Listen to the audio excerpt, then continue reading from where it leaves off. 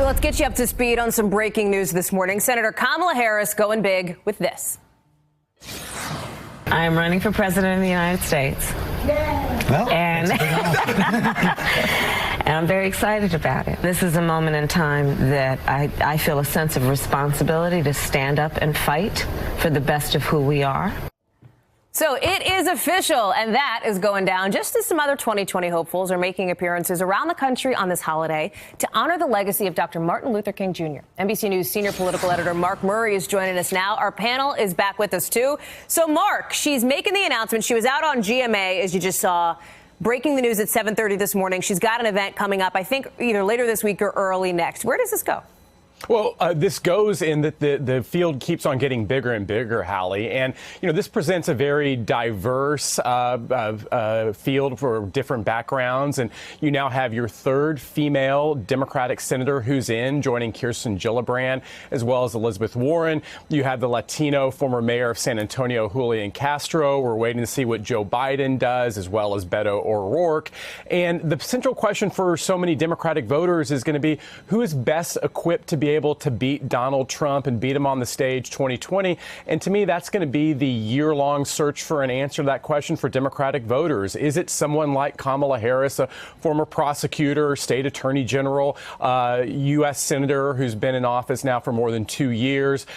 Is it someone like a Beto O'Rourke? Is it an experienced person like Joe Biden? Is it a fighter like Elizabeth Warren? And we're going to have debates. We're going to have TV ads. We will have contests to decide that. There are some advantages that Kamala Harris brings to the field. Not only does she have that diversity where she is African-American, Indian American, which could help her in Southern contests with African-American voters who are key, but also California has an outsized role in the Democratic nomination process, given its early move and the delegate allocation math that goes on. And so she has some advantages. We're just going to see how all of these people play out and actually what the final size of this field is, Hallie.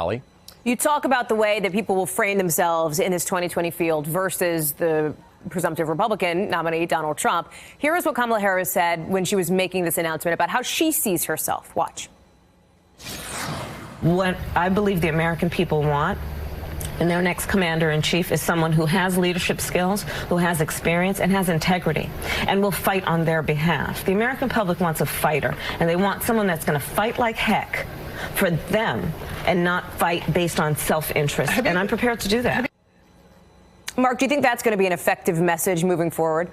Yeah, and actually, you know, you're going to see that kind of message kind of replicated by all the different Democratic candidates on fighting, leadership, ethics. And to me, the big question, not only for Democratic voters, is what is the kind of the qualities and characteristics that could best beat Donald Trump in 2020, but also is what is Donald Trump's chief fireable offense that Democratic voters face? Is it the lack of experience that he had coming into the office? Is it the way he's conducted himself? Is it the ethics? And to me, the kind of the question for, you're seeing someone like Kamala Harris kind of put almost all those things together. But the question a lot of Democratic voters has, you know, is like, what do they find most objectionable about Donald Trump, and what would end up being the person they want to replace him with? And of course, it's also important to look at this without the frame of Donald Trump and of the White House, and just on the merits and the policy and the ideology that these Democratic candidates are bringing to the field, Abby and Toulouse. And when you look at where Kamala Harris is on what is going to be a rather large Democratic spectrum, right? Talk about where she is along that slider, if you will, when it comes to what she represents and what she stands for.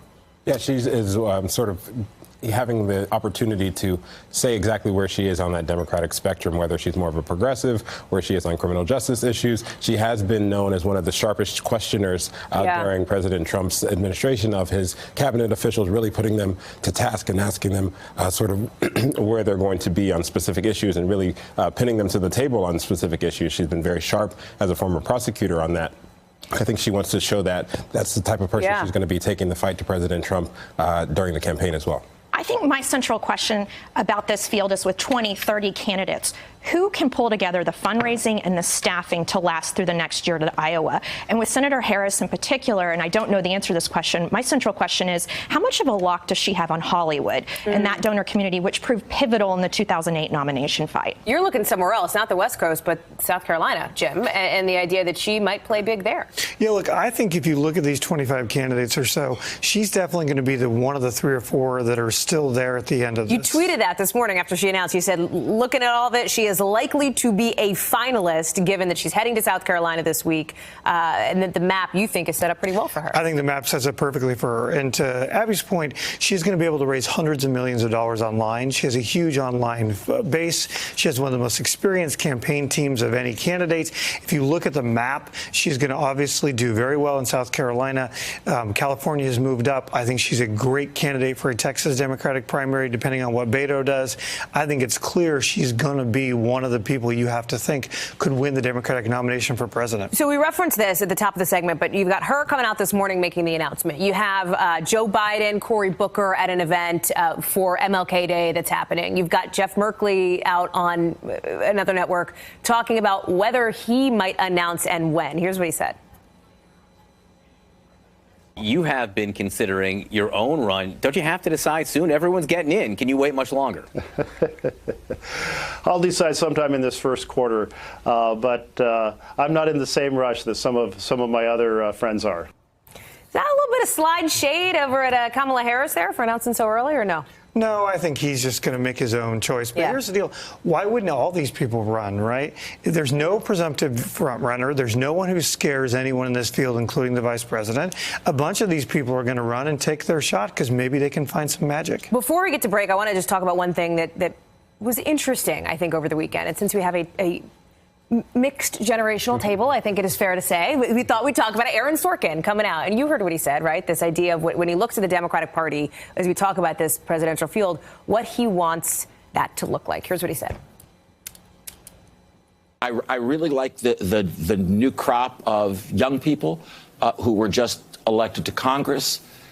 They now need to stop acting like young people. Okay. It's time to do that. You know, I think that there's a great opportunity here now more than ever for Democrats to be the non-stupid party. So youngs can't young?